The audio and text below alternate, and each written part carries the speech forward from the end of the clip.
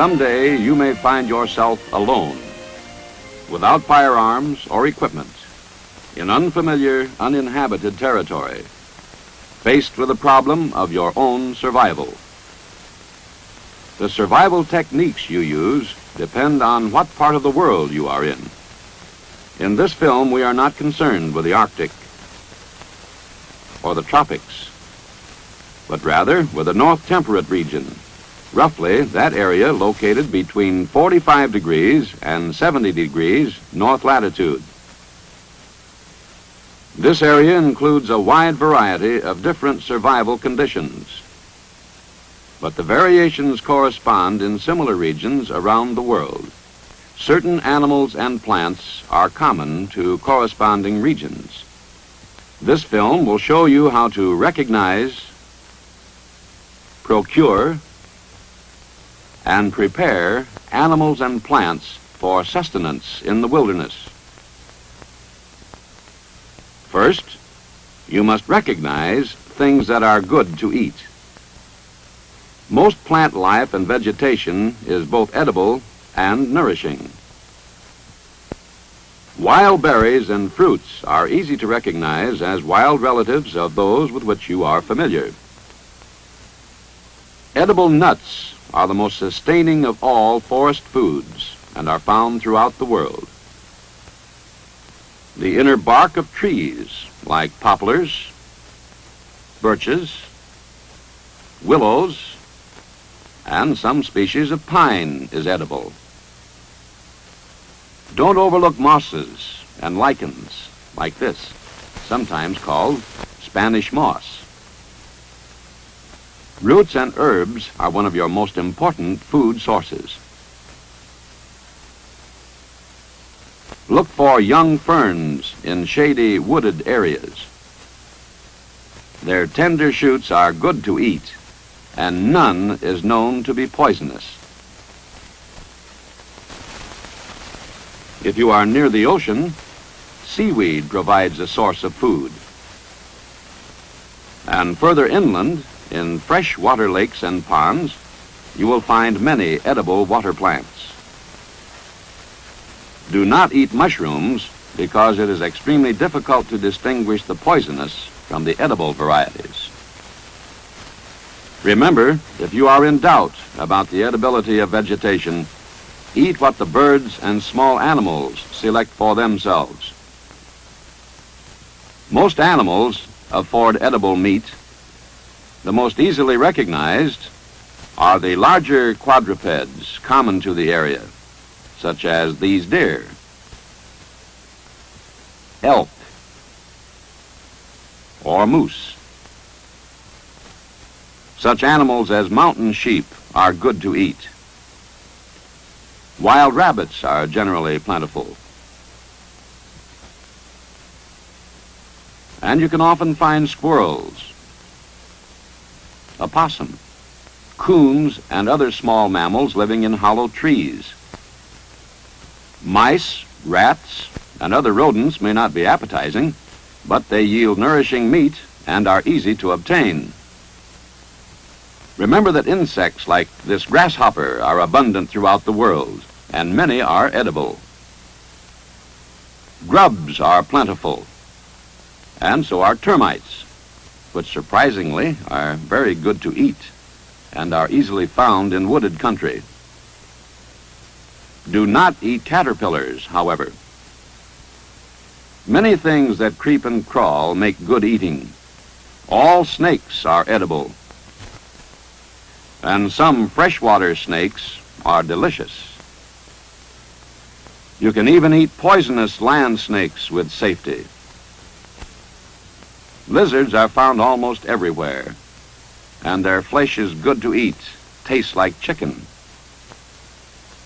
When you are near water, you can find amphibians like turtles and frogs in abundance. Always try to stay near lakes or streams because you can consider every body of water a reservoir of food. Fish are more abundant and easily obtained than land animals. Water attracts land animals too, A watering hole is a good place for you to wait for game to come to you. Ducks and other birds are most plentiful near water because they often make their nests a short distance away with eggs that may be good to eat. Once you have recognized a source of edible food, your next problem is how to procure it.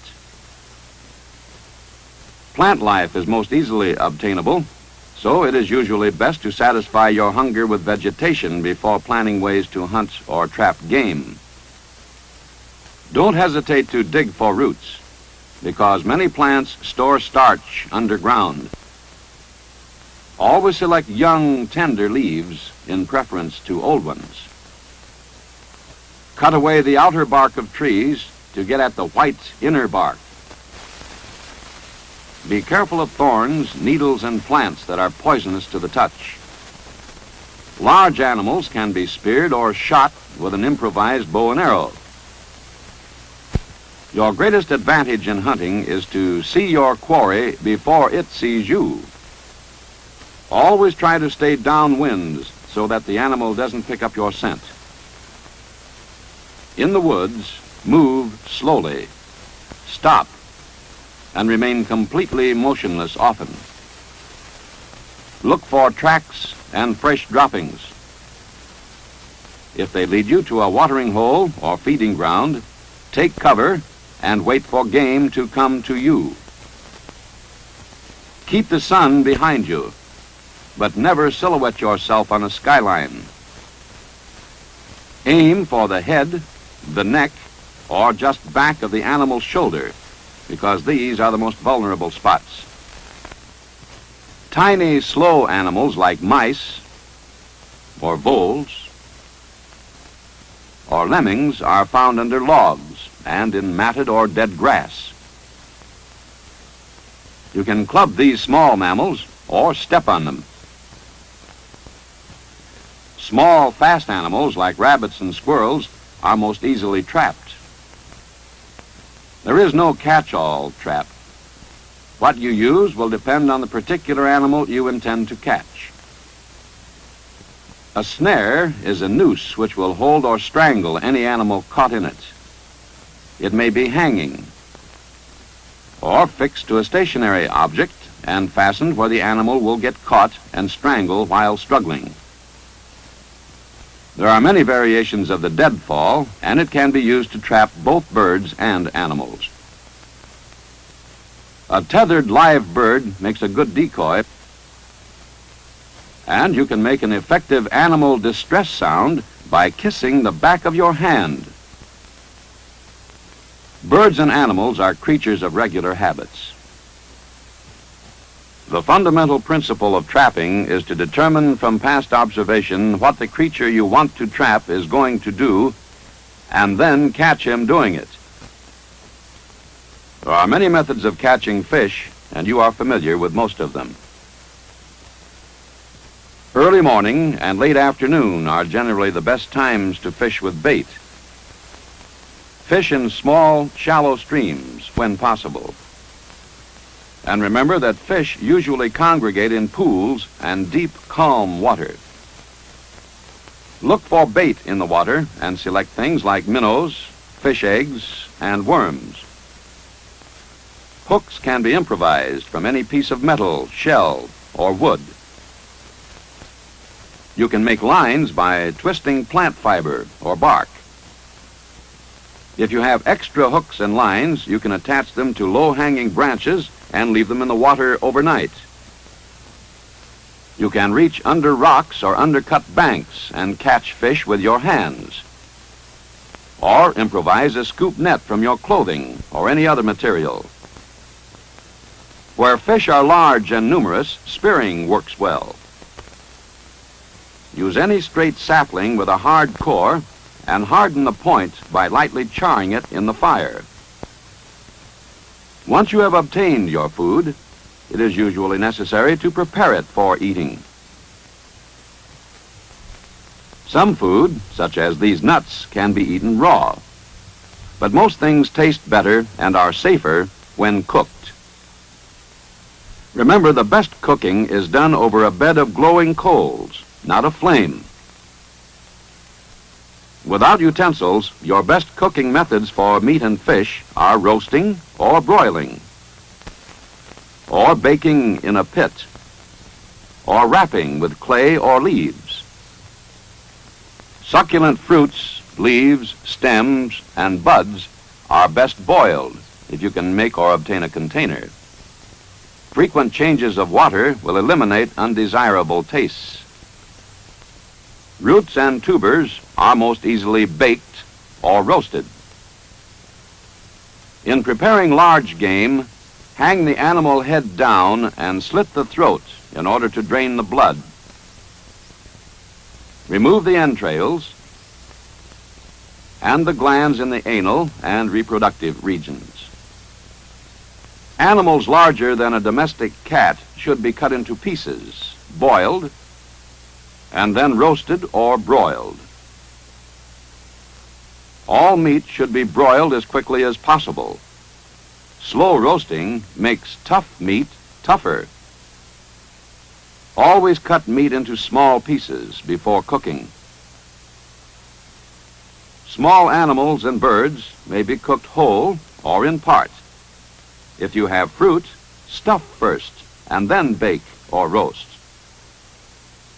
Fish can be roasted on a grill of green sticks or baked in leaves and clay. You can roast frogs, small snakes, and salamanders on a stick. Insects can be fried, boiled, or roasted, but are best disguised by boiling in a stew containing other foods. You can boil eggs with a shell on and carry them for days. Eggs are the safest of foods, and you can eat them at any stage of embryo development. Remember this rule: never eat raw, freshwater fish. If you are near the sea and obtain shellfish, clean them by soaking them in water overnight. Save the water you use to boil plants and herbs. It makes good broth. You have seen some methods of recognizing, procuring, and preparing food.